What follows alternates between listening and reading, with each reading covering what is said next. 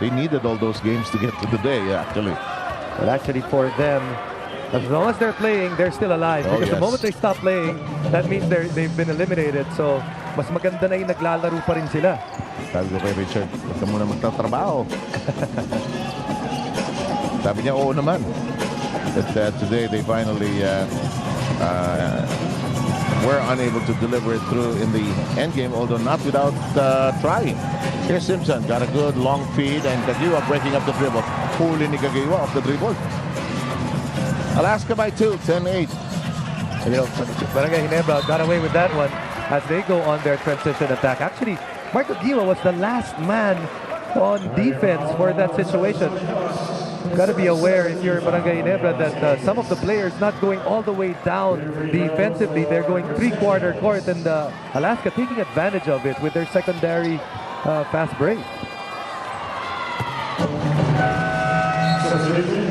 Minsan kasi ginagawang pahinga naman normal sa tao kasi magpapahinga half of the way, ando naman yung kakampi ko. Whereas good basketball coaching says doon ka na magpahinga sa kabila. And baka iniisip rin ng ibang Barangay Ginebra players na hindi naman magpa-fast break itong Alaska. So instead of running ahead of their man, what they do is they run with their man, and that's very difficult because the moment bilisan nung binabantayan mo yung takbo niya, may iwan ka. Baguio with a good catch on the turnaround, and look at this, Miller may have been guilty of the arm contact, and that drew a howl from the Barangay Ginebra faithful, and a smile on the other hand from Miller. Right there, you can see that Willie Miller jumps up with Cyrus Baguio. You know, I don't know Baguio that well. He strikes me as a very quiet, serious guy. And he's in a direct contrast with Miller, who's, you know, the happiness personified, I'm happy to be playing kind of guy. Well, I'm sure Baguio is also. But Baguio missing two charities. Simpson tried to keep it alive. And there's a, is this on Daniels? That'll be number 2 here at the 7-11 mark. And that is going to be an interesting poster for John Wichico and his coaching staff. Tenorio. They're going to Baguio almost exclusively. Here's Simpson. Wise idea. Try to get that third foul. Quick release. No connection at all, and nobody in a red shirt fighting for that rebound. All sewn together at 10. Yancy who has 4. Daniel says, I'll score before I get out of here. Gets it back. It won't stay inside, and LA says, thank you for the birthday gift.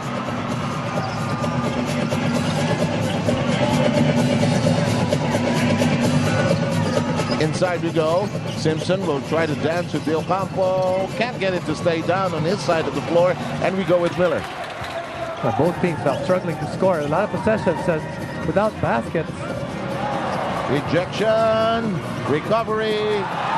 Redemption.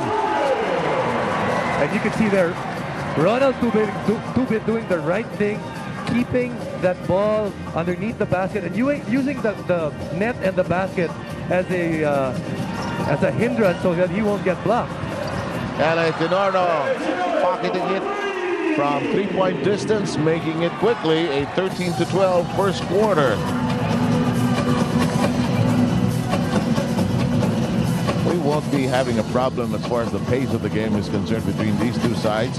These two teams will go gung-ho attack all the way. Oh, near steal by Tenorio. Big corner flip. No. And here comes Baguio. LA thought about it.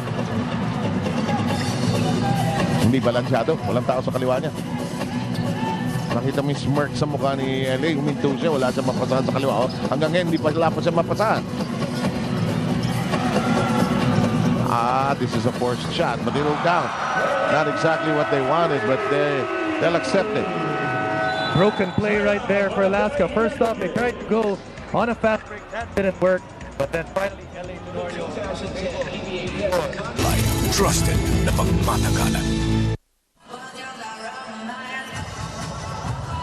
Welcome back to the Big Dome. It's PBA quarterfinals action between the Alaska Aces, who are on top 16 to the Ginebra Gin Kings 12. Now, I spoke to both coaches before tip-off, and Coach Jong of Ginebra said the Gin Kings have to somehow offset the size of the Aces, especially Simpson, Toss, and Devance. Coach Jong told me, at this point, they know us, we know them. It's about who executes and dictates the tempo. We need to score in the open court. Over on the other side, Coach Tim agrees by saying that both teams will be playing to their strength. It will be Alaska's size versus Ginebra's speed. When I asked about the depth of the Ginebra backcourt, Coach Tim said they can only play 2 or 3 guards at the same time. LA is used to playing heavy minutes. Cyrus is happy to be playing heavy minutes. Kablai is getting healthy, so we should be okay.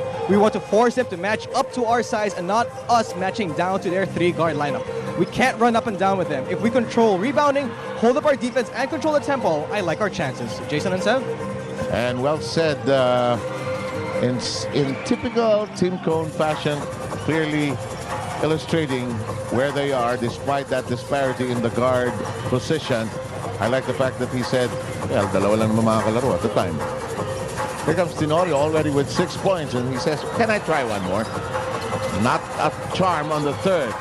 Here's an inside shot. The front line has not delivered so far for Alaska.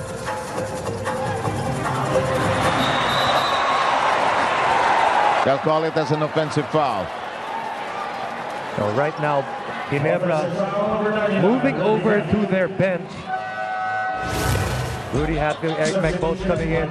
And Rudy Hatfield, he likes to stay on the left side of the court. And a bit out of control there, as you could see, and that's why he was called for that offensive foul. Devance, quick release. And look at this, Alaska's jumped out in front by 6. Yeah, there's a lot of other key guys for Alaska other than L.A. Tenorio, obviously. 2 of those guys is Joe Devance and Tony De La Cruz, because these 2 guys are the guys that can open it up from the outside. And if those guys hit their shot, it really lengthens the depth of this Alaska team. Baguio's instructions are to push hard, but he'll settle down for the half-court set as there are no numbers to work with.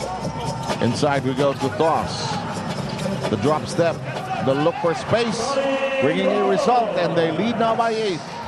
Good start for Alaska, and if you're Alaska and Coach Tim Cone, you're very happy about this because they didn't really end the season well because they didn't really have key games to for victories. Their last game was against San Miguel, and they didn't need a victory, so there was a question if they were going to be sharp for today's game, and so far they look very sharp, up by 8.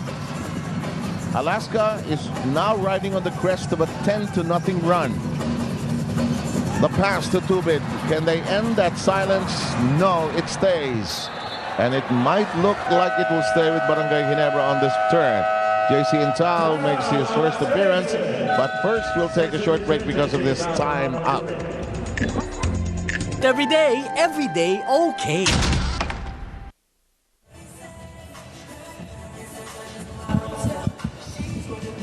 This is the a slice of the Friday crowd that's joining all of you wherever you are watching PBA on Friday. Let's focus our attention on what has happened since these players were switched around.